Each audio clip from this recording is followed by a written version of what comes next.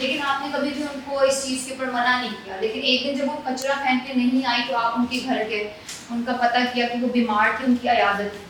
تو اس چیز کے اوپر وہ اتنی زیادہ انسپائر ہوئے اور وہ شرمندہ بھی آن دا سیم پلیس تھیں کہ میں نے ان کے ساتھ اتنا زیادہ غلط کیا, بٹ اس کے لیے میرے پاس آیا, میری خیریت پوچھی. اب یہاں پر ہمارے پاس ایک کوشچن اٹھتا ہے کہ اگر رسول پاک صلی اللہ علیہ وسلم پر وہ ڈیلی بیسس پہ کچرا پھینکتی تھی تو آپ نے وہ رستہ تبدیل کیوں نہیں کیا؟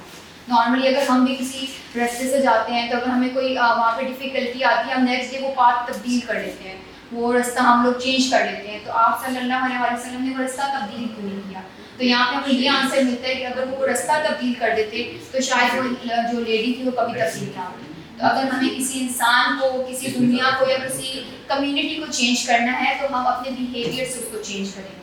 اگر وہ رستہ بدل دیتے تو وہ لیڈی کبھی بھی چینج نہ ہوتی.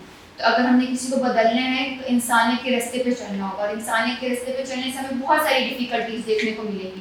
ضروری نہیں ہے کہ بہت زیادہ ایزی وے ہو, بہت ساری ڈیفیکلٹیز, لیکن آپ ایک دفعہ اگر یہ عہد کر لیں کہ ہم نے انسانیت کے راستے پہ چلنا ہے تو آپ کو اس راستے پہ چلنے سے کوئی نہیں روک سکتا.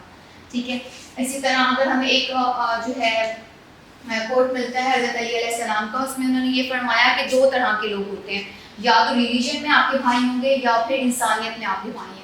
اگر ہم اس جو فرمان کو ڈیپلی دیکھیں تو ہمیں اس سے یہی انڈرسٹینڈنگ ملتی ہے کہ اگر کوئی انسان ہے, وہ چاہے کسی مذہب سے تعلق رکھتا ہے, اگر وہ انسان ہے تو وہ آپ کا بھائی ہے, اور اس کی ہیلپ کرنا, اس کا احساس کرنا, اس کے جذبات کو سمجھنا ہماری ذمہ داری ہے.